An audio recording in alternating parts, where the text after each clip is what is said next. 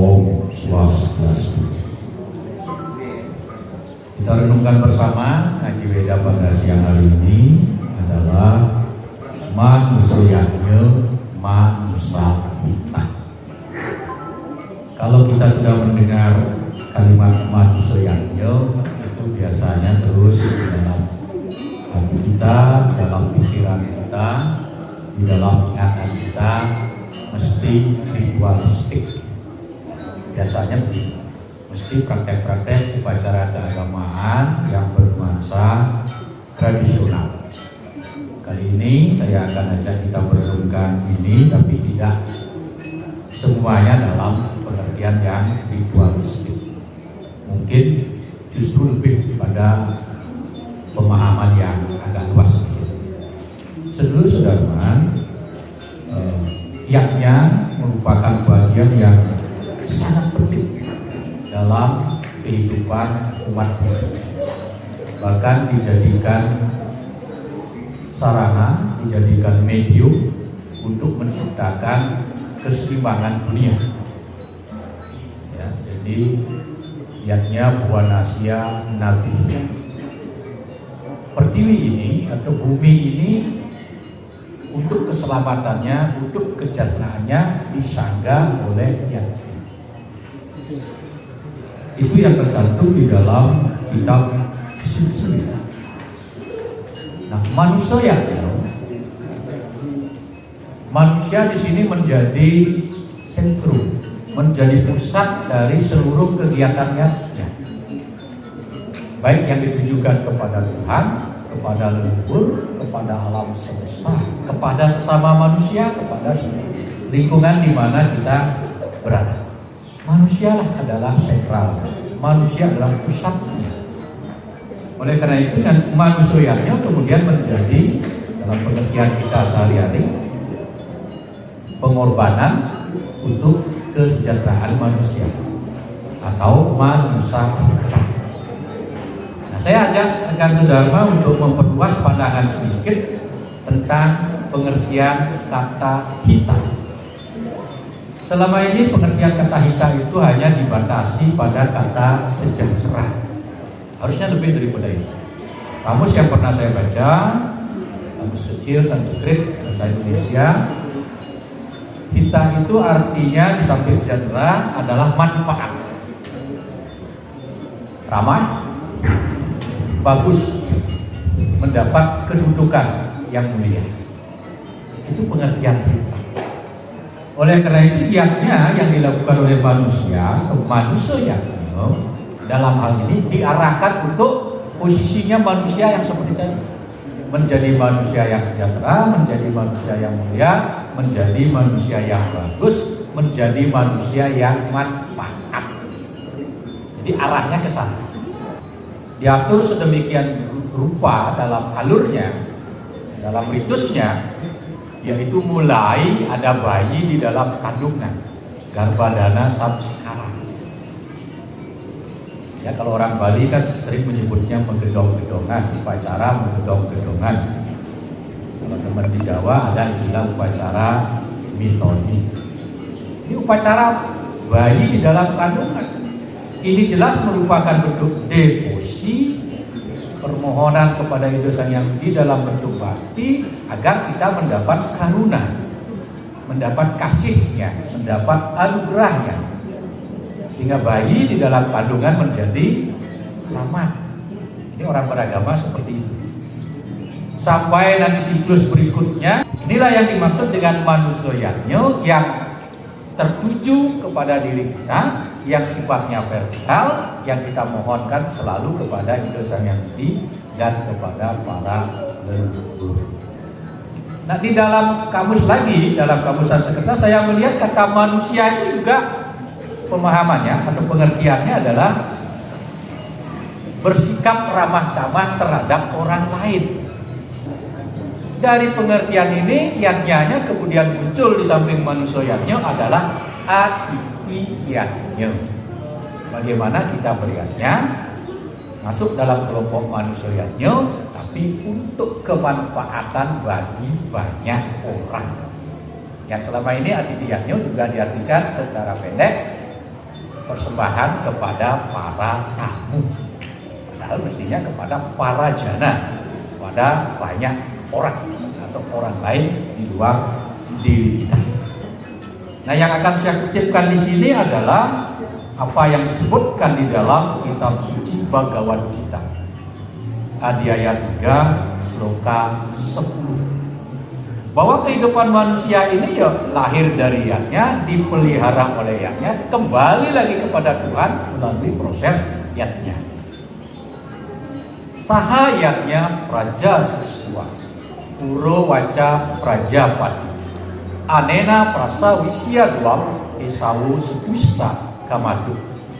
Jadi sejak dahulu kala Prajapati menciptakan alam semesta dengan segala isinya termasuk kita praja itu melalui yatnya, melalui pengorbanan. Salah satu bentuk pengorbanan Idosani Yang Widya adalah beremanas.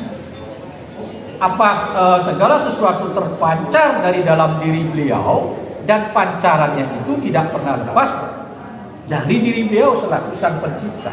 Ini uniknya konsepnya hidup. Diciptakan tapi tidak dilepaskan. Seolah-olah Tuhan ada di sini, manusia ada di sini, tidak seperti itu. Jadi dia menyambung, itulah emanasi, memancar. Seperti matahari dengan sinar-sinar. Oleh karena itu kehidupan kita ini dilingkupi oleh yatnya itu, maka dia menjadi bagian tri kerangka dasar agama ini. Selanjutnya saudara-saudara, yatnya ini juga tidak berdiri sendiri dalam konsepnya Bhagavad Gita. Dikaitkan dengan dana, bukan daya, bukan deha, tapi dana. Kemudian tapa. Jelas dengan lengkap disebutkan di dalam Bhagavad Gita, yatnya, dana, tapa, karma. Karma itu dalam hal ini diterjemahkan perbuatan yatnya atau persembahan, dana, kedermawanan, bersedia untuk berbagi, dan tapa brata atau laku spiritual. Nah, diajak, jangan tinggalkan itu. Jangan tinggalkan itu. Karyam ewatat. Perintahnya kitab suci, lakukanlah itu. Ya, niatnya persembahan, dana berbagi kedermawanan, kemudian tapa brata laku spiritual, lakukanlah itu. Kalau tadi ritualistiknya kita mohon kepada Idosani Yang Hidup, mohon karunia berupa keselamatan. Kalau sekarang ini upaya untuk menyucikan diri kita. Bahwa nani manisinam sebagai orang yang bijak. Menjadi manusia bijak, menjadi manusia yang manfaat, menjadi manusia yang bagus, menjadi manusia yang memiliki kedudukan yang mulia dan sejahtera, itulah manusia kita. Dan kita peroleh dari kesediaan kita berkorban sebagai manusia. Nah, di sini kita membutuhkan laku spiritual. Apa laku spiritualnya? Tapa brata yang bernama upawasa. Ido Begawan Manu di dalam Manamo Dharma Sastra menjelaskan proses cleansing ke dalam diri kita. Di Adhyaya 5 sloka 109, Adbir gadrani sudian, bersihkanlah badanmu dengan air. Air dalam hal ini mungkin odaka, maksudnya itu air biasa. Kita mandi, bersihkan tubuhmu dengan air. Kemudian lanjut kepada yang lebih halus, suksma, manah satyena sudian. Manah pikiran dengan gugusan-gugusan perasaan kita. Dengan satya, satyena, satya, dengan kebenaran, dengan kejujuran. Budir jenyanena sudian, budir dengan jenyanena, dengan pengetahuan kebijaksanaan. Budi. Ini yang paling tinggi adalah unsur widyota pobiam, hutatma. Hutatma, jiwa manusia.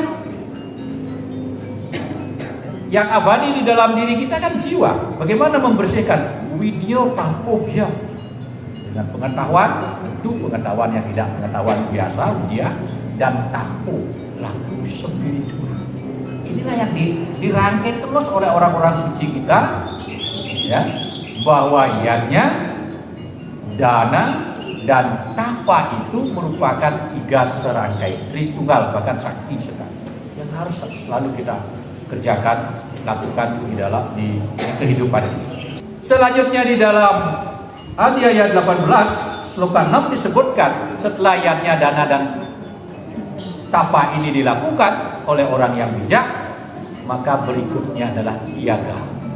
Lepaskanlah itu, lepaskan diri kita, jangan mengikatkan diri pada hasilnya. Kita disuruh berbuat, tidak meninggalkan perbuatan, lakukan perbuatan, tetapi jangan mengikatkan diri pada hasil.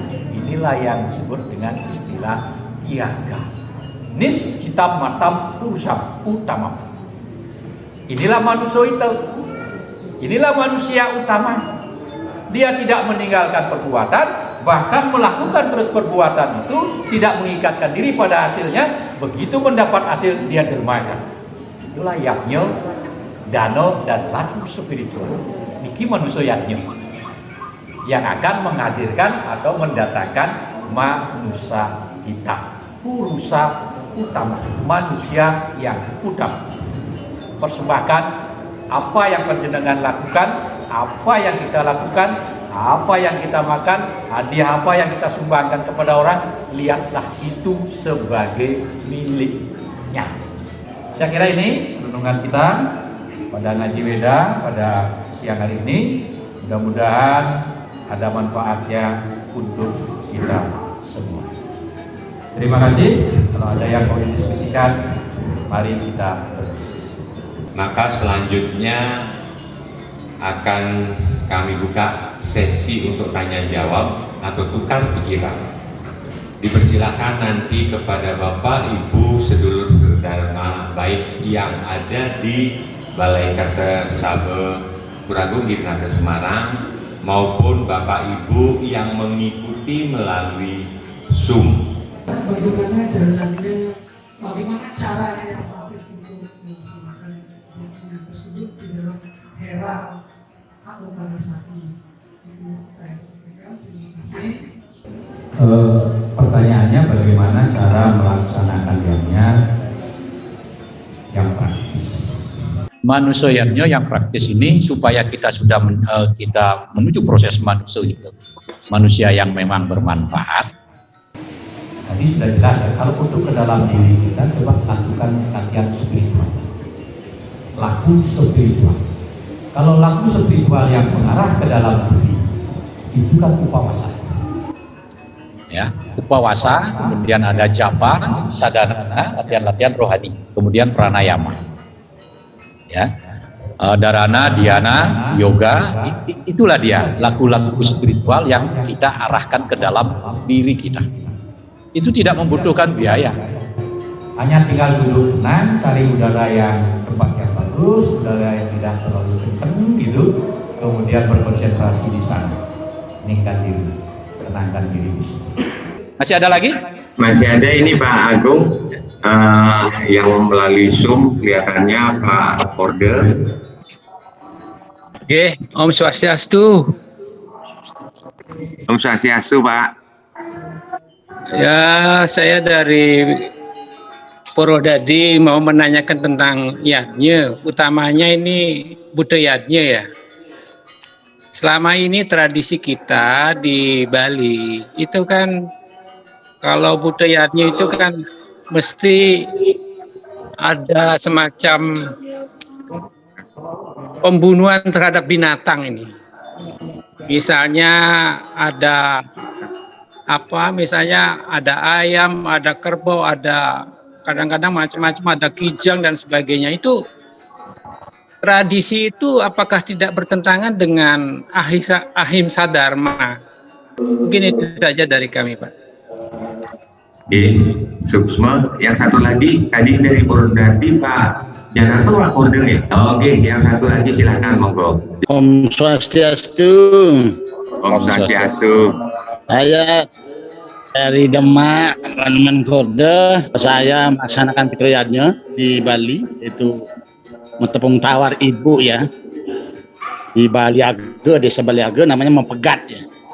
Nah, yang saya tanyakan, apakah ada bedanya mempegat Baliage dengan yang ada di Weda ya? Kalau di Baliage itu begitu mati tidak langsung mempegat, masih menunggu waktu lama, kemudian baru ngaben. Antara mempegat dan ngabennya lama gitu.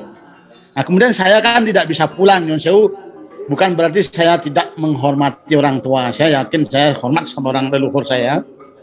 Apakah atau korban suci yang saya lakukan di Pedemak melalui nyawang, atau saya membuat sesaji sedikit untuk mendoakan orang tua saya di Bali, apa boleh demikian? Karena saya tidak bisa pulang gitu. Terima kasih. Semua Om, Santi Om. Ada dua Pak Agung Darmaja dari Purwodadi dan dari silakan Pak. Nggih. Nggih. Yang langsung tanggapi Dungun. Ini larinya ke budayanya, ya. Kita garis bawahi pembunuhan binatang. Pak Made didengarkan di Grobogan, sesungguhnya diksinya yang perlu kita pilih. Jangan menggunakan kata pembunuhan ketika kita berbicara tentang yahnya. Ya, kalau kita gunakan diksinya membunuh, menyakiti, menyiksa, maka yang ada di dalam pola pikir kita itu ekstrim. Tindakan yang jahat, tindakan yang ekstrim. Bapak tadi sudah bilang, bukankah ada ajaran ahimsa dharma? Sedulur Dharma, saya perluas sedikit pengetahuan kita tentang ahimsa dharma ini. Ahimsa dharma, ahimsa paramo dharma, itu tidak menyakiti, tidak membunuh, itu adalah dharma yang tinggi, Kebajikan yang utama. Tapi ini yang sering tidak dilanjutkan. dharma himsa ate waja, harusnya begitu. Bagaimana kita melakukan tindakan kekerasan itu yang kesannya bukan membunuh, bukan menyiksa, bukan kesannya, ya. Dan memang tidak dipandang sebagai sebuah pembunuhan. Yang dikaitkan dengan yatnya binatang itu zaman Weda, kalau baca-baca lagi itu sudah ada korban binatang itu, dan itu tidak dipandang sebagai sebuah penyiksaan, dan dipandang sebagai sebuah pembunuhan. Ahimsa dharma, dharma himsa, tata waja. Kondisi-kondisi seperti ini yang paling menonjol bisa kita lihat di dalam perang. Maka Arjuna ketika mengangkat panah melawan kakeknya, itu tidak dipandang sebagai sebuah tindakan kekerasan menyiksa, membunuh, tetapi adalah tindakan kewajiban yang utama yang harus dia kerjakan sebagai seorang kesatria.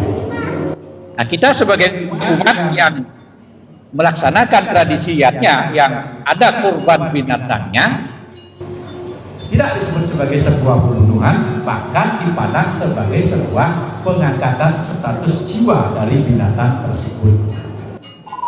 maka sebelum melakukan tindakan penyembelihan ada upacara mempepado, disucikan dulu. Upacara mempepado binatang disucikan dulu. Kemudian mantra yang saya tahu, Om Pasu Pasayo Wimahe Sirah Cedayo Wimahe Tanno Jiwa Prasodaya. Semoga jiwanya yang kita sembelih itu mendapatkan pencerahan, mendapatkan kesempurnaan. Nah, itu tidak bisa dipandang sebagai sebuah pembunuhan.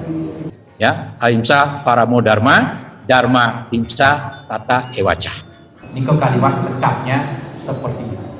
Tindakan mengorbankan binatang tidak dipandang sebagai sebuah lazimnya sebuah pembunuhan atau penyiksaan, karena diperuntukkan untuk yatnya. Kemudian dari Pak Gordo, tokoh kami di Demak, konsepnya niat Bapak sudah sangat bagus, ya. Kemudian membuatkan sarana dari tempat sini, dari tempat Semarang misalnya, dengan orang tua yang ada di Bali, itu niatnya Bapak itu sudah berpahala, Pak. Pahalanya ya baik. Ya, dan diasturi yang ngenangan mempalun judul, apalagi Bapak sudah lakukan dalam bentuk membuat sarana senyatanya, kemudian mengastuti untuk orang tua Bapak. Itu tidak ada masalah. tentu ini tidak ideal, ya. Kalau kita kan kadang-kadang ya juga inginnya ideal. Kalau yang ideal kan bagaimana bakti itu itu langsung secara fisik, secara mental, secara emosional kita tunjukkan kepada orang yang telah berjasa kepada hidup kita. Tetapi karena situasi, desa kalau ikse sakti takbo itu kalau menurut mana-mana sastra Itu desa tempatnya kalau waktunya atau keadaan. Ikso tujuannya, nah tujuannya Bapak sudah mendapat ini. Desa kalau ikse sakti kemampuannya juga sudah Bapak lakukan di sini sesuai dengan kemampuan yang ada. Takwonya, hakikatnya, kebenarannya tidak ada yang terlanggar, Pak Kordon. Jangan sampai nanti merasa bersalah. Biasanya kan kita sering banyak menyalahkan diri sendiri karena terlalu banyak dan terlalu sering menyalahkan diri sendiri, menjadi beban psikologis menjadi stres menjadi depresi menjadi gila. Ujung-ujungnya kita sebut leluhur mengutuk kita. Demikian Pak Gordo, secara hakikat tidak ada masalah. Tapi kalau kita berbicara ideal, ya memang kita harus datang secara fisik. Terima kasih Pak Gordo, terima kasih Pak Jonardo atas pertanyaan. Demikian Pak Putu, saya kembalikan ke Pak Putu. Ada satu lagi nih katanya Pak Nyoman Sutamo ya. Suksema Pak Putu. Om Swastiastu. Om Swastiastu. Status kena Sinamian Semeton. Iya. Pak Agung ini saya ada pertanyaan dua saja. Hubungannya dengan otonan. Itu apakah sama seperti upacara di pura? Ada niste, ada madya, dan ada utama. Itu yang pertama.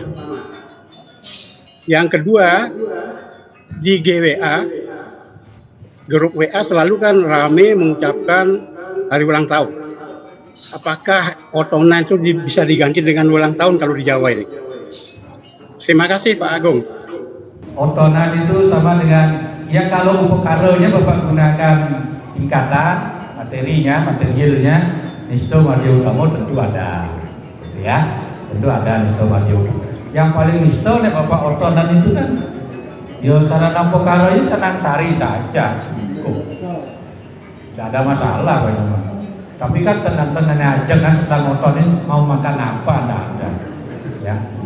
Ya biasanya kan mau tumpeng 5, mau tumpeng 7, mau tumpeng 11, mau tumpeng 17, nah itu yang menentukan, ya.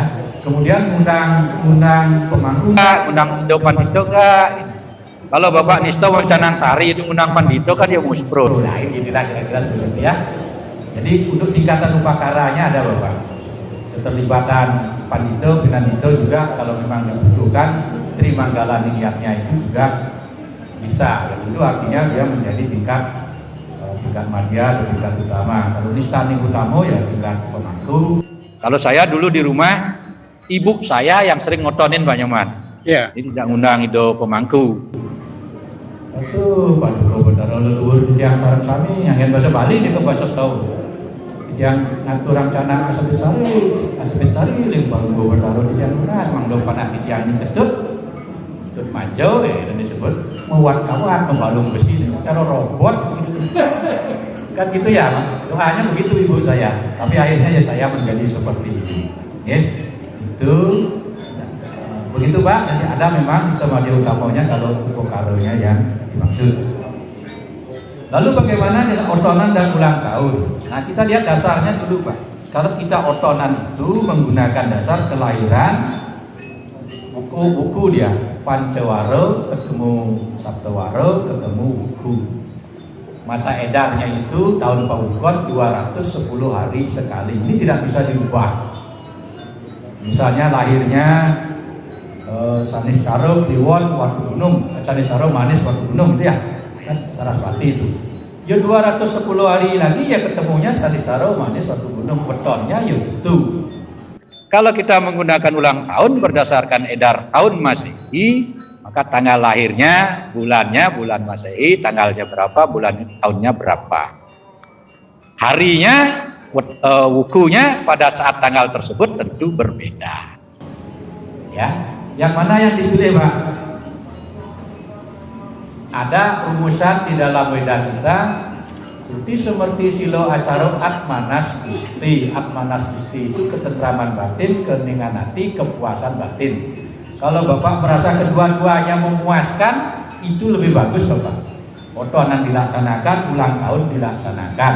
Tapi kalau saya boleh pilih, ini kaitannya dengan Indosang Yahudi, otonan kalau saya memilihnya seperti itu. Tetapi jangan diputarkan musik pas. Kan sudah ada tuh di video kemarin tuh, ya viral kan. Jadi ngotonan itu lama ulang tahun kan. Tiup lilinnya itu pedanonya ngeleneng gitu kan. Nah, itu tidak pas pastinya, tidak pas. Soal ucapannya menurut saya kalau otonan terpimpin kan didoakan. Oh mayurti yasur. Kalau ucapan pendeknya orang lahir itu dirgayu rastu tatastu astu suam. Berumur panjang, sehat, selamat. Itu aja. Oke, itu mantra yang paling pendek, doa yang paling pendek. Om dirgayu. Sama dengan hari kemerdekaan, dirgayu, dirgo ayu, umur yang panjang, kemudian sehat dan selamat. Itu ucapan-ucapan. Nah, tinggal kita ngajarkan sekarang kepada generasi kita, putra-putri kita. Yang mana? Yang ideal. Kalau kedua-duanya ideal, saya kembalikan kepada yang punya kerja. Dan kalau saya pribadi, kalau memang bisa melaksanakan satu, otonan itu jauh lebih penting. Karena kita mengingat kepada leluhur, mengingat kepada Indosang Yahudi, dan yang paling penting kalau ilmu kedyatmikan itu mengingat sedulur papat limo pancen. Nah, katanya seperti itu. Yes, semua Pak Agung. Kalau otonan kan bisa buat guling, tapi kalau ulang tahun nggak bisa buat guling. Bisa aja, bisa Prof, saya siap nanti datang itu. Suk semua Pak Agung, suk semua Pak Putu, suk semua yang lainnya, salam sehat. Salam Enak, sehat, sepatu baik. enak. Suksma, Bapak Ibu sedulur Dharma, demikian Dharma Beda untuk hari ini. Mudah-mudahan apa yang disampaikan, apa yang kita Dharma turunkan ini dapat memberikan pencerahan Dharma buat kita semua.